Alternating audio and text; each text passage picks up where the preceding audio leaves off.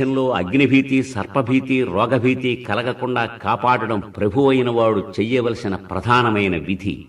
రాజ్యంలో వికలాంగులుంటారు, అనాథలుంటారు, సన్యాసులుంటారు. వీరందరినీ నువ్వు పోషిస్తూ ఉండాలి. ఇవన్నీ సాగిస్తున్నావా అని. నాయనా, ఇటీవల నేను స్వర్గానికి వెళ్ళినప్పుడు మీ తండ్రిని చూశాను. ఆయన చెప్పాడు, నా బిడ్డలు రాజసూయ యాగం సాగించినట్లయితే చూడాలని కోరికగా ఉన్నది అని. అనగా, మహర్షి, రాజసూయం సాగించడం సామాన్య విషయమా అంటే, నాయనా, మీకు శ్రీకృష్ణుడున్నాడు, ఆయనతో సంప్రదించి ఈ వ్యవహారం నడిపించండి అనగా ధర్మరాజు కృష్ణుని రావించాడు. రాజసూయానికి తగినటువంటి ప్రయత్నాలన్నీ పూర్తి చేయించారు. యాగం సాగుతోంది. వేద విధులు స్వస్తివాక్యాలతో, యాగశాలంతా సత్కథా గోష్ఠులతో, నృత్య గానాలతో, ధర్మ మీమాంసలతో నిండి ఉంది. భీష్మద్రోణులుభయులు ధర్మరాజుకు వచ్చిన కానుకలను రక్షిస్తున్నారు. కృపాచార్యుడు వేదవిధులను సత్కరిస్తున్నాడు. దుశ్శాసనుడు అతిథుల భోజన సౌకర్యాలు చూస్తున్నాడు. అశ్వత్థామ విద్వజ్జనుల స్వాగత పరిచర్యలు సాగిస్తున్నాడు. వేదవేత్తలకు పాదప్రక్షాళనం చేసి స్వాగత సత్కారాలు జరిపే కార్యాన్ని వాసుదేవుడు స్వయంగా నిర్వహిస్తున్నాడు. యజ్ఞం పూర్తి అయింది. సముచితంగా సత్కారాలు చేయాలి. అప్పుడు ధర్మరాజు భీష్ముల వైపు తిరిగారు. తాత, ఈ సభలో అగ్రతాంబూలం ఎవరికివ్వాలి అనడంతో ఆయన లేచి, నాయనా, ఈ మహాసభలో ముందుగా పూజింపదగినవాడు వసుదేవనందనుడు కృష్ణుడు. అంతతో శిశుపాలుడు లేచి, అవనీనాథులు అనేకులుండగ, విశిష్టారాధ్యులార్యుల్ మహీదివిజుల్ పూజ్యులు పలువురుండగా, హీనచరితుడైన ఈ దాశార్హుణ్ణి పూజార్హునిగా భావిస్తున్నావా భీష్మ? వార్ధక్యంతో బుద్ధి చెలించింది నీకు. కృష్ణుడు వయోవృద్ధుడా, గురువృద్ధుడా? ఏ దృష్టితో పూజిస్తున్నావు? ఏదో రాజపురుషులు యజ్ఞం తలపెట్టారని మేము వచ్చాం. ఇది నువ్వు తలపెట్టినటువంటి ఈ పూజ మాకందరికీ అవమానం. నీ అంతటి మూర్ఖుడు లేడు. పైగా సంతానహీనుడివి నువ్వు. నీ మాట ఎవడూ వినడానికి వీరు లేదని నానా దూషణలు చేస్తూ ఉంటే, కృష్ణుడు, శిశుపాల, ఇంతవరకు నువ్వు ఎవరిని ఏమన్నా, ఎన్ని నేరాలు చేసినా, దోషాలు చేసినా సహించాను. కానీ వృద్ధుడైన భీష్ముని, ధర్మపరుడైన భీష్ముని నిందిస్తుంటే చూడడం అనేది సాగే పని కాదు అంటూనే సుదర్శనాన్ని విడిచిపెట్టాడు. శిశుపాలుని శిరస్సు గగనతలానికి లేచిపోయింది. జనమేజయ మహారాజా ఆ శవాన్ని బయటికి లాగించి దహన సంస్కారాలు పూర్తి చేశారు. అనంతరం యథోచితంగా అందరికీ సత్కారాలు పూర్తి చేశారు. అందరూ ఎవరి ఇళ్లకు వారు వెళ్లారు. కానీ శకుని, దుర్యోధనుడు మైసభను చూడడం కోసం ఆగిపోయారు. ఆ మరునాడు దుర్యోధనుడు ఒంటరిగా మైసభను చూడడానికి వెడుతూ అనేక పరాభవాలు పొందాడు. ద్వారం ఉన్న చోట లేనట్టు, లేని చోట ఉన్నట్టు భావిస్తూ తల బదలగొట్టుకుని ఒకచోట నీరు లేదనుకుని కాలు వేసి అందులో పడితే పైనుంచి భీమార్జును, నకుల సహదేవులు ఫకాలను నవ్వారు. అదే సమయంలో భీమసేనుడు నూతన వస్త్రాలు పంపించి దుర్యోధనుడిని ధరింపజేయమన్నాడు. ఈ అవమానాలతో దుర్యోధనుడు ఆ సాయంకాలమే బయలుదేరి తిరిగి ఇంటికి వచ్చి తన మేనమామ శకునితో, మామా, అక్కడ వారి సిరి సంపదలు చూస్తుంటేనే నాకు కన్ను కుట్టింది. దానితో పాటు ఆ మయసభలో నాకు జరిగిన పరాభవం అంతటిది ఇంతటిదినా?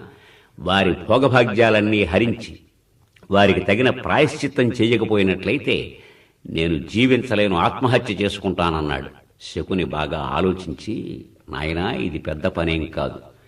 మీ నాన్నతో సంప్రదించి ధర్మరాజుని పిలిపించు, వానితో జోదం సాగించి వారి సిరి సంపదలన్నీ నీకు పాదాక్రాంతం చేస్తానన్నాడు. ఎట్టకేలకు ధృతరాష్ట్రుణ్ణి ఒప్పించారు. పాండవులను రప్పించారు. హస్తినాపురానికి జూదానికి కూర్చోబెట్టారు. ఒడ్డుతున్నాడు శకుని పాచికలు, ఓడుతున్నాడు ధర్మరాజు.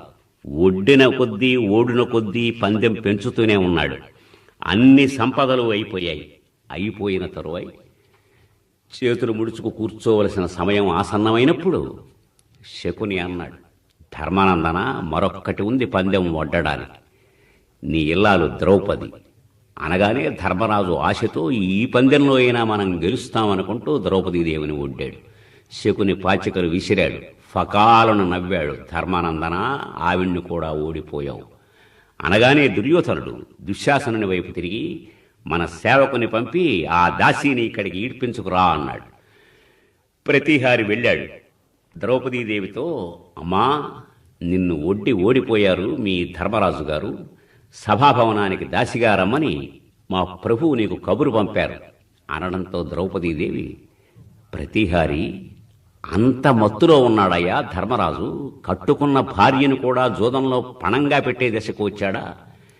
అయితే ఒక్క మాట ఆ సభాభవనంలో చెప్పు, నేను సభకి రాకూడదు, ఏకవస్త్రను రజస్వలను కనుక. నన్నోడి తన్నోడెనో, తన్నోడి నన్నోడెనో ఈ ధర్మ సూక్ష్మం నాకు చెప్పమను, అప్పుడు వస్తాను అనగా ప్రతిహారి వచ్చి దుర్యోధనుడికి జరిగిన విషయం అంతా చెప్పాడు. చెబితే, ఆ నిర్ణయాన్ని ఇక్కడే చేస్తాం, వెళ్ళి జుట్టుపట్టి లాక్కురా అన్నాడు. వాడు కదలలేక నిలబడిపోయాడు ప్రతిహారి. అప్పుడు దుశ్శాసనుని వైపు తిరిగి, తమ్ముడు, ఈ ప్రతిహారి పాండవులకు భయపడుతున్నాడు, నువ్వే వెళ్ళి దాని జుట్టుపట్టి లాక్కురా అన్నాడు. దుశ్శాసనుడు తీవ్రావేశంతో వెళ్ళి, ద్రౌపది, మర్యాదగా నువ్వు వస్తావా, జుట్టుపట్టి లాగమన్నావా అనగా భయపడుతూ ద్రౌపదీదేవి సభాభవనానికి వస్తూ ప్రక్కనే ఉన్న స్త్రీల వైపు వెడుతుంటే దుశ్శాసనుడు జుట్టుపట్టి నిలబడ్డాడు. అప్పుడు కర్ణుడు అట్టహాసం చేస్తూ, ఏమిటి చూస్తున్నావు దుశ్శాసన? పాండవులందరి వస్త్రాలు విప్పమను, ఈ రాజలాంఛనాలకి ఇంక వారికి అవకాశం లేదు. అలానే ద్రౌపదీదేవి వస్త్రాన్ని కూడా అపహరించు అనడంతో దుశ్శాసనుడు వికట అట్టహాసం చేసి ద్రౌపదీ వస్త్రాపహరణానికి ఉద్యుక్తుడయ్యాడు. అప్పుడు భీమసేనుడు, అన్నయ్య, నన్నొక్కడిని బంధముక్తుణ్ణి చేయి, మొత్తం వీరందరినీ తలలు తరిగేస్తానన్నాడు.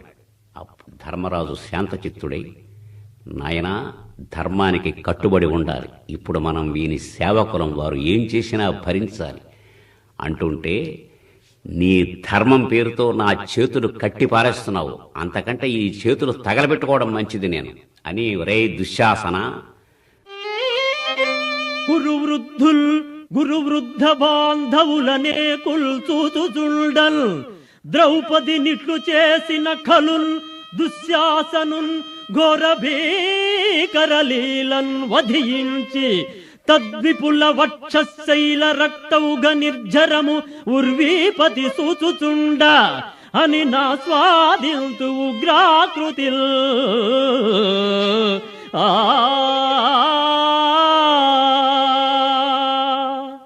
నీ రొమ్ము చీల్చి కురుక్షేత్ర రణరంగంలో రక్తం పానం చేయకపోతే నేను పాండురాజ నందనుడనే కాను అని ఆవేశంతో పలుకుతుండగా దుర్యోధనుడు తన తొడ చరిచి ద్రౌపదీదేవిని రమ్మన్నాడు. ఈలోగా దుశ్శాసనుడు వస్త్రాపహరణ ప్రయత్నం సాగిస్తుంటే ఒక్కమారు సర్వలోక రక్షకుడు జగన్నాథుడు అయిన వాసుదేవుని స్మరించింది ద్రౌపదీదేవి. ఆ పరమేశ్వర కరుణా కటాక్షంతో దుశ్శాసనుడు ఎంత లాగుతున్నా చీర సాగుతూనే ఉంది. లాగలేక వాడు నేల కూలాడు. ఈ వైపున దుర్యోధనుడు తొడలు చరిచి పిలవగానే భీమసేనుడు మళ్లీ ఆగ్రహోదగ్రుడై, దారుణి రాజ్య సంపద మదంబున కోమలి కృష్ణ జూచి రంభోరుని జోరు దేశమున నుండగ బిల్చిన ఇద్దురాత్ము దుర్వారమదీయ బాహు పరివర్తిత చండ గదాభిఘాత భగ్నోరు తరోరు చేసద భావి రణాంగణంబునల్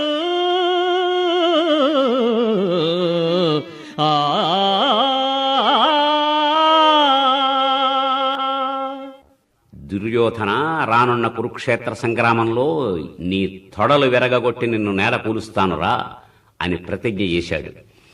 ఇదంతా జరుగుతుంటే విదురుడు ధృతరాష్ట్రుని దగ్గరకు వెళ్ళి, మహారాజా, కొంపలు కాలిపోతున్నాయి, వంశనాశనానికి మీ వాళ్ళంతా తలపెడుతున్నారు అనగా ధృతరాష్ట్రుడు ద్రౌపదీదేవిని రావించి, అమ్మా, మా వాళ్ళు చేసినటువంటి తప్పులన్నింటినీ మన్నించు, నీ వంటి పతివ్రతకి ఇలాంటిది జరగకూడదు, నీకేం కావాలో వరం కోరుకో అనడంతో ద్రౌపదీదేవి, మహారాజా, నా భర్తలను ముందు బంధవిముక్తుల్ని చెయ్యి.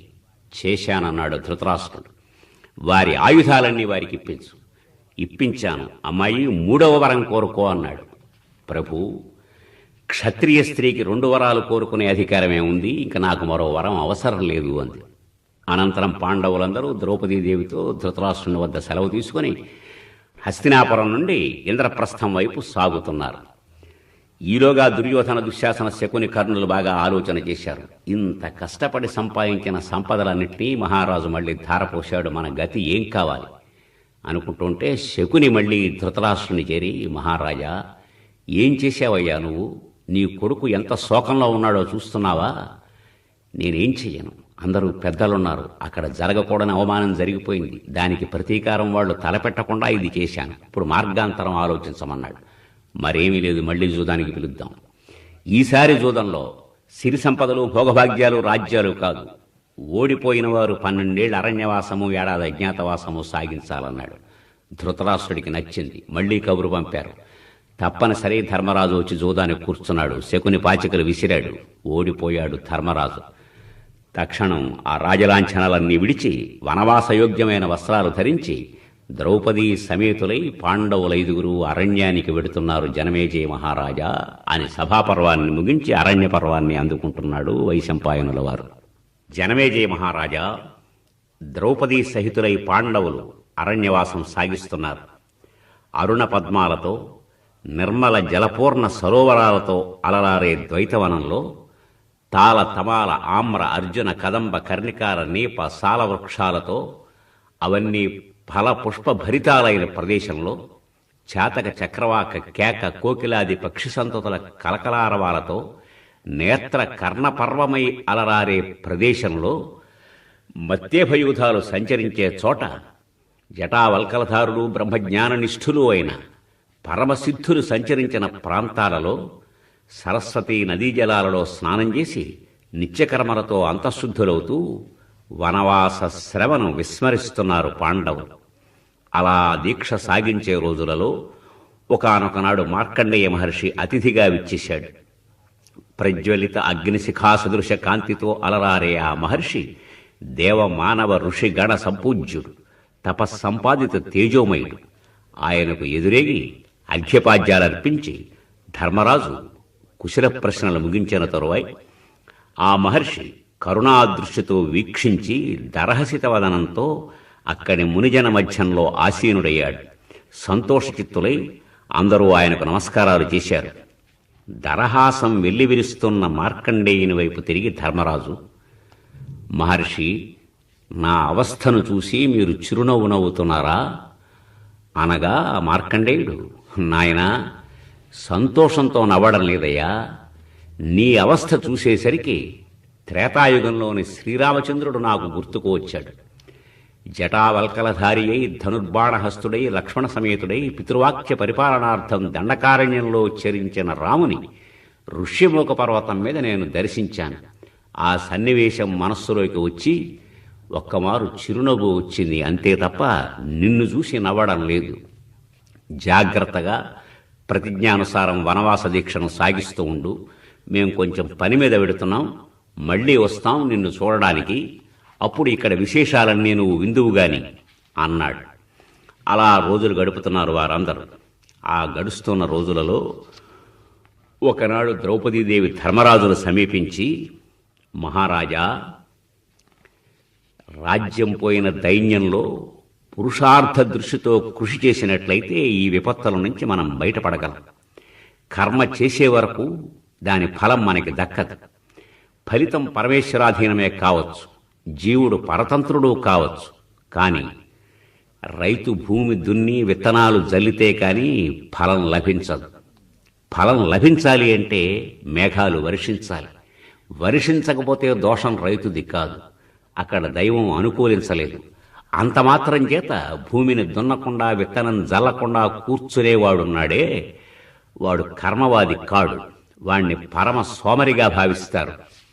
అందుచేత నా మాట విని ఈ 13 సంవత్సరాలు నిరీక్షిస్తూ కూర్చోకుండా మీ సోదరులకి అనుమతి ఇచ్చినట్లయితే వారు వెళ్లి దుర్యోధనాదులను నేల కూల్చి వస్తారు అంటుంటే ధర్మరాజు, ద్రౌపది, నీ వాదం చాలా యుక్తియుక్తంగా సముచితంగా ఉంది, కానీ ధర్మవిరుద్ధంగా ఉంది.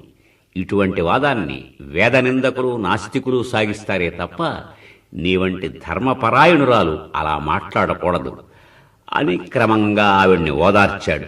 అలా రోజులు గడుస్తున్నాయి. గడుస్తున్న రోజులలో ఒకనాడు మళ్లీ మార్కండేయులు వారు దయచేశారు. ఆ మహర్షికి యథోచితంగా సత్కారాలు జరిపి అతిథి మర్యాదలు పూర్తి అయిన తరువాయి, మహర్షి, కలియుగం అంటూ ఉంటారు, ఈ కలికాలపు లక్షణాలు ఏమిటి? కొంచెం మీరు చూసిన కలియుగాలలోని విశేషాలు చెప్పండి అనగా, ధర్మానందన, ద్వాపరయుగం చివరికి వస్తోంది. ఈ యుగాంతం నాటికే మానవులు మిథ్యావాదులవుతారు. కలియుగం ప్రవేశిస్తుంది. వర్ణ ధర్మాలు నశిస్తాయి. విప్రులు వేదాధ్యయనము యజ్ఞ అనుష్ఠానము విడిచిపెడతారు. సర్వ ఆహారాలు పానీయాలు స్వీకరిస్తూ ఉంటారు. కపట చిత్తులు అధికారులవుతారు. అందరూ అల్పాయుష్కులే, అసత్యవాదులే. జ్ఞానం ఏమాత్రమూ లేనివారు బ్రహ్మోపదేశం చేయడానికి వీధులలో తిరుగుతూ ఉంటారు. సుగంధ ద్రవ్యాలలో వాసన ఉండదు. మానవులందరూ మరుగుజ్జులవుతారు. నేల వేప చెట్టుకు నిచ్చెన వేసి ఎక్కేటంత మాత్రమే పెరుగుతారు. ఆహార పదార్థాలలో రుచి ఉండదు. కామవాంఛ విపరీతంగా ప్రబలుతుంది. వయస్సులో ఉన్న యువకులే గడ్డాలు, గోళ్ళు, వెంట్రుకలు పెంచుకున్న నడివీధుల్లో తిరుగుతూ ఉంటారు. మద్యపానం ఒక విలాసం అవుతుంది. నాస్తికులు, పరాన్నభుక్కులు విరివిగా తిరుగుతూ ఉంటారు. ధర్మనందన, 7-8 కన్యలే గర్భవతులవుతారు. యవ్వనం రాకుండానే పురుషుల స్త్రీల జుట్టు తెల్లబడుతూ ఉంటుంది. కట్టుకున్న భర్తను కాదని సేవకులతో బాహాటంగా తిరుగుతూ ఉంటారు స్త్రీలు. యవ్వనంలో వార్ధక్య లక్షణాలు వస్తాయి. వృద్ధులలో కామవాంఛ ప్రబలుతుంది. ఇంకా అందరూ పాపాచార పరాయణులైపోతారు. మూఢులు, కామసేవన పరులు, వర్ణ సంకరులు, మత్స్యమాంసాలు తిననివారు కనిపించరు. చోరులు, నాస్తికులు బాహాటంగా ఉపన్యాసాలిస్తూ రోడ్ల మీద కనిపిస్తారు. హత్యలు, దోపిడీలు, ఎక్కడ చూసినా అత్యాచారాలు, అన్యాయాలు, అక్రమాలు సాగుతూ ఉంటాయి. వేళా పాళా లేకుండా పాలు పిండుతూ ఉండడం వల్ల గోసంపద క్షీణించిపోతుంది నాయనా. జనపనారతో తయారైన వస్త్రాలు ధరించాలనే కుతూహలం పెరుగుతూ ఉంటుంది. మూర్ఖులు సర్వజ్ఞులుగా పెరిగి ప్రభువులవుతారు. ప్రభువులు ప్రజల నుండి పన్నులు వసూలు చేయడమే కాని వారి రక్షణ బాధ్యత ఏమీ వహించరు. కన్యాదానాలుండవు. వయసు వచ్చిన ఆమె 2-3తో కలిసి హాయిగా తిరుగుతూ ఉంటుంది. సోదరుల మధ్య సంపదల కోసం, డబ్బు కోసం హత్యలు సాగుతూ ఉంటాయి. సాధువుల వేషాలతో ధనాన్ని సంపాదించేవారు పెరుగుతారు. తండ్రిని కొడుకు గౌరవించడు. భర్తను భార్య మన్నించదు. 16 ఏళ్లే పూర్ణాయుర్దాయం అయిపోతుంది. అన్న విక్రయం, వేద విక్రయం పెరిగిపోతాయి. ఎముకలతో తయారు చేసిన విగ్రహాలు గోడలకు అలంకరించి ఆనందిస్తూ ఉంటారు. పువ్వులోంచి పువ్వు పుడుతుంది. పండులోంచి పండు పుడుతుంది. అమావాస్యతో నిమిత్తం లేకుండా గ్రహణం వస్తుంది. నక్షత్రాలు కాంతిహీనాలవుతాయి. పశు పక్షి సంతతులు నిరంతరం రోదిస్తూ ఉంటాయి. ప్రజలు పల్లె సీమలు విడిచి పట్నాలకు ఎగబడతారు. ప్రపంచం అస్తవ్యస్త స్థితిలో పడుతుంది. అప్పుడు రవి, గురుచంద్రులు ఏకకాలంలో కర్కాటకంలో పుష్యమీ నక్షత్రంలో ప్రవేశిస్తారు. కృతయుగం ప్రవేశిస్తుంది. సకాలంలో వానలు పడతాయి. నక్షత్రాలు తేజస్వంతాలవుతాయి. ప్రజలు జరా రోగ భీతి లేకుండా ఉంటారు.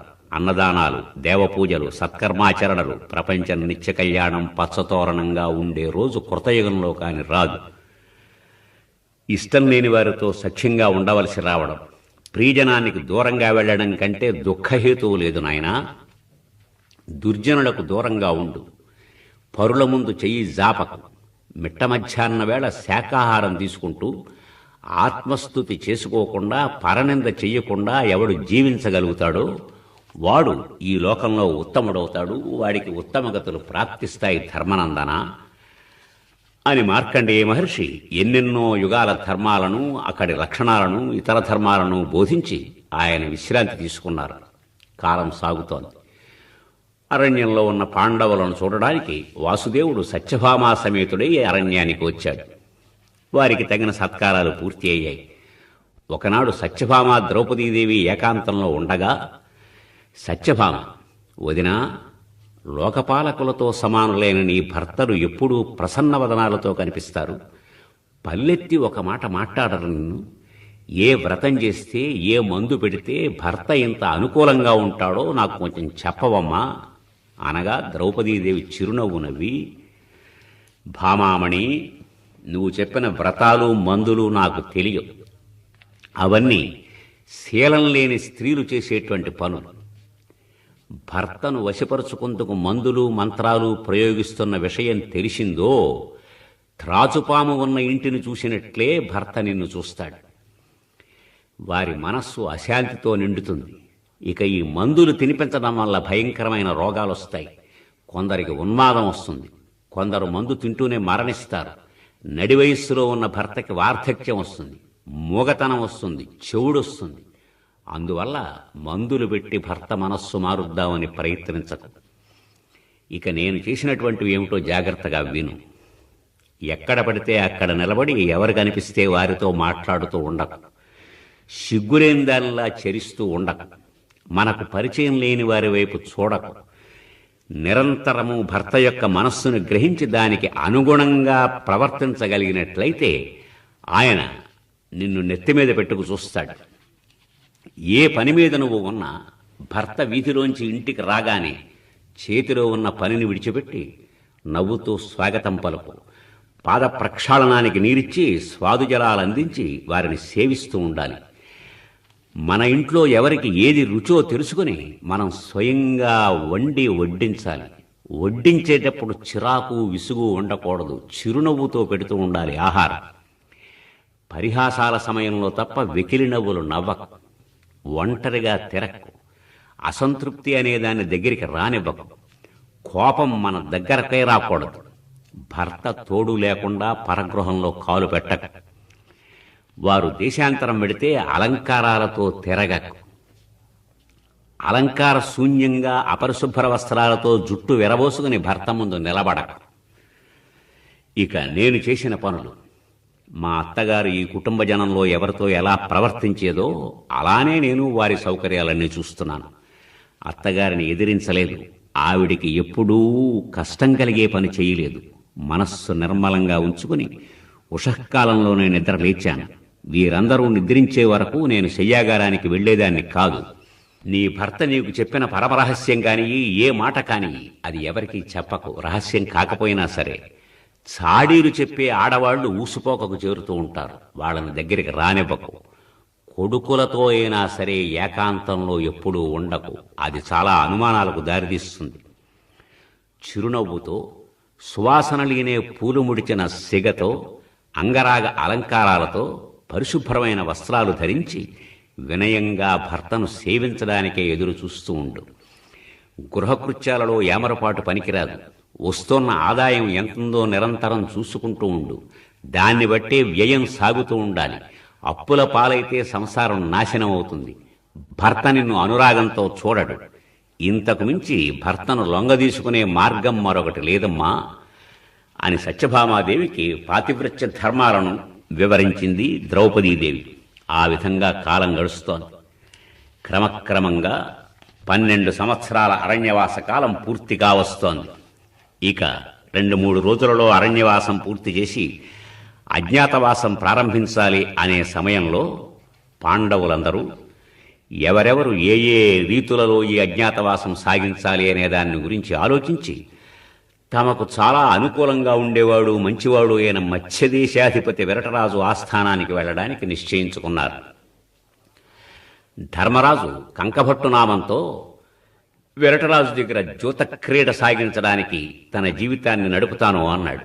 అలాగే భీముడు వారి వంటశాలలో వంటలవాడుగా ప్రవేశించడానికి, అర్జునుడు బృహన్నల రూపంలో నాట్యం నేర్పడానికి, నకులుడు అశ్వరక్షకుడుగా, సహదేవుడు తంత్రీపాలుడుగా గో సంరక్షణ సాగించడానికి నిశ్చయించుకున్నారు. ద్రౌపదీదేవి, మహారాజా, మీరు నా గురించి ఆలోచించకండి. ఈ లోకంలో స్వతంత్ర ప్రతిపత్తితో దాసీ పనిచేసే సైరంధ్రీ జాతి ఒకటి ఉంది. అంతఃపురాలలో ఉండే ఆడవాళ్లకి కేశాలంకరణ చేయడము, పూలమాలలతో అలంకరించడము అది. అందులో నేను ప్రవేశిస్తాను అని నిశ్చయించుకున్న తరువాయి వెంట ఉన్న పురోహితులు ధౌమ్యుల వారికి నమస్కరించి బయలుదేరుతున్నాడు ధర్మరాజు. అప్పుడు ధౌమ్యుల వారు, ధర్మనందన, ఇంతవరకు నువ్వు సింహాసనం మీద రాజుగా ఉన్నావు తప్ప రాజసేవ ఎలా చేయాలో నీకు తెలిసినట్టుగా నాకు అనిపించటం లేదు. ఆ ధర్మం చెబుతాను విను. సభాభవనంలో ప్రవేశించబోయే ముందు రాజుగారి అనుమతి పొందాలి. ఆ భవనంలో ఎక్కడ కూర్చుంటే మనల్ని ఎవరో కదపరో అక్కడే కూర్చోవాలి. ప్రభు అభిమానం పొందాం కదా అని మన చిత్తం వచ్చినట్టు చరించామో కొంపలు మునిగిపోతాయి. సాహసించి ప్రభు సేవ చేయడానికి ప్రయత్నించాలి. సాధ్యమైనంత వరకు రాజాజ్ఞ కోసం ఎదురు చూస్తూ ఉండాలి. రాణివాసపు స్త్రీలతో పరిచయాలు పెంచుకోకు, అది చాలా ప్రమాదాలకు దారితీస్తుంది. రాజద్రోహులను దగ్గరకు రానివ్వకు. యుద్ధ సమయంలో ప్రభువు అవమానించినా లక్ష్యపెట్టకు. సభలో కాళ్ళు చేతులు ఆడిస్తూ వెకిలిగా నవ్వుతూ వికారచేష్టలు చెయ్యకు. మితంగా భాషించాలి. మరొక ముఖ్య విషయం, రాజకార్యం మీద దేశాంతరాలు వెళ్లవలసి వస్తే ఈ భార్యాబిడ్డలు ఏమవుతారో అని బెంగపెట్టుకునేవాడు రాజోద్యోగానికి పనికిరాడు. ఏ పరిస్థితులను రాజుకు అనుమానం కలిగేటట్టు ఉండకు. వారి అభిమానం పొందడానికే ప్రయత్నిస్తూ ఉండాలి. అలా ఉన్నట్లయితే ఎంతకాలమైనా రాజసేవలో హాయిగా సాగవచ్చు ధర్మనందన. ఇక మీకు క్షేమం కలుగుతుంది, వెళ్ళి రండి అని ధౌమ్యుల వారు సెలవు తీసుకున్నారు. పాండవులు తమ వేషాలు మార్చుకొని విరటరాజు కొలువులో చేరడానికి ప్రవేశిస్తూ మత్స్యదేశపు సరిహద్దులలోకి రాగానే ఒక్కమారు ధర్మరాజు 2 చేతులు జోడించి దుర్గాదేవిని స్తుతిస్తూ బాలార్క సదృశాకారే పూర్ణచంద్ర నిభాననే చతుర్భుజే చతుర్వక్త్రే పీనశ్రోణి పయోధరే జయాత్వం విజయా చైవ సంగ్రామే చ జయప్రదా మమాపి విజయం దేహి వరదాత్వం చ సాంప్రతం అని పవిత్ర గంగానదీ స్నానం చేసి తర్పణాలు విడిచి ధర్మదేవతను స్తుతించి ముందుకు సాగుతున్నారు. సాగి సాగి విరటును కొలువులో ముందుగా ధర్మరాజు, ఆ తరువాయి భీమసేనుడు, అనంతరం నకుల సహదేవుడు, ఆ తరువాయి అర్జునుడు అందరూ ప్రవేశించాక ఒకనాడు ద్రౌపదీదేవి కూడా అంతఃపురంలో సైరంధ్రిగా కాలుబెట్టింది. సాగుతున్న ఈ అజ్ఞాతవాసపు రోజులు 11 మాసాల పైచిలుకు గడిచిపోయింది. ఆ రోజులలో ఒకనాడు విరటరాజు యొక్క సేనాపతి భావమరిది అయిన కీచకుడు అంతఃపురానికి వచ్చాడు. వస్తూనే సైరంధ్రిని చూశాడు. మోహితుడయ్యాడు. జగదేక లావణ్యలహరి, ఏమిటి ఇలా ఈ దాసీ పనిలో బ్రతుకుతున్నావు నువ్వు? నీ ముఖచంద్రుడు నా మనస్సాగరాన్ని కల్లోలితం చేస్తున్నాడు. నిన్ను చూస్తుంటే నాకు మదనతాపం పెరుగుతోంది. నీ సౌందర్యం ఈ మదనాగ్నికి ఆజ్యధార అవుతోంది. నువ్వు నా భవనానికి వచ్చి హాయిగా సర్వభోగాలు అనుభవించు అనగా సైరంధ్రి, కీచక, నువ్వు సర్వసైన్యాధిపతివే, నేను మీ అక్కగారి ఇంట్లో దాసీ మనిషినే. నా మీద మనసు పడడం అంత ఉచితం కాదయ్యా. పరస్త్రీని వాంఛించేవాడికి ఇహంలోనూ పరంలోనూ కష్టాలు నరకాలే వస్తాయి అని ఎరగవా అంటుంటే పట్టలేక కీచకుడు తన అక్కగారి దగ్గరికి వెళ్ళి, అక్క, ఈ సైరంధ్రిని నా ఇంటికి పంపకపోయినట్లయితే నేను ఆత్మహత్య చేసుకుంటాను అన్నాడు. చెప్పగలిగినంత చెప్పింది సుధేష్ణ. కానీ కాముకుడైన కీచకుడికి అది చెవికెక్కలేదు. సరే, నేనేదో ఏర్పాటు చేస్తానులే అని సుధేష్ణాదేవి కీచకుడిని పంపి ఆ రాత్రి సైరంధ్రిని పిలిచి, అమ్మాయి, నాకు బాగా తలనొప్పిగా ఉంది, దాహబాధ విపరీతంగా ఉంది. మా తమ్ముడి గృహంలో దీనికి తగినటువంటి ఓషధలతో నింపిన మద్యం ఉంది, అది తీసుకురా అని. ద్రౌపదీదేవి వారించబోయింది. ప్రయోజనం లేకపోయింది. కీచకుడు ఇంటికి వెళ్ళింది. మీ అక్కగారు ఆవిడకు వచ్చినటువంటి వ్యాధి నివారణకు యోగ్యమైన మద్యాన్ని ఇమ్మన్నారు అంది. అంటే కీచకుడు ఆమె చెయ్యి పట్టబోయి, సైరంధ్రి, ఈ మద్యపాత్రను నువ్వు తీసుకువెళ్ళక్కర్లేదు, మా సేవకుల చేత పంపిస్తాను అంటుంటే ద్రౌపదీదేవి తన ఎడమ చేత్తో కీచకుణ్ణి ఒక తోపు తోసి పరుగు పరుగున తన అంతఃపురానికి వచ్చింది. వాడు వెన్నాడుతూ వచ్చాడు. అప్పటికింకా కొలువుకోటంలో ధర్మరాజుతో విరటరాజు ద్యోతం సాగిస్తున్నాడు. ఆ కొలువుకోటంలో కూడా తరుముకుంటూనే వచ్చాడు కీచకుడు. మహారాజా, చూశావా మీ సేనాపతి లక్షణం అంటూ లోపలికి వెళ్ళిపోయింది. అక్కడ ఏం జరిగిందో ఎవరికీ తెలియలే. కీచకుడు తల వంచుకుని తన మందిరానికి మళ్ళీ వెళ్ళిపోయాడు.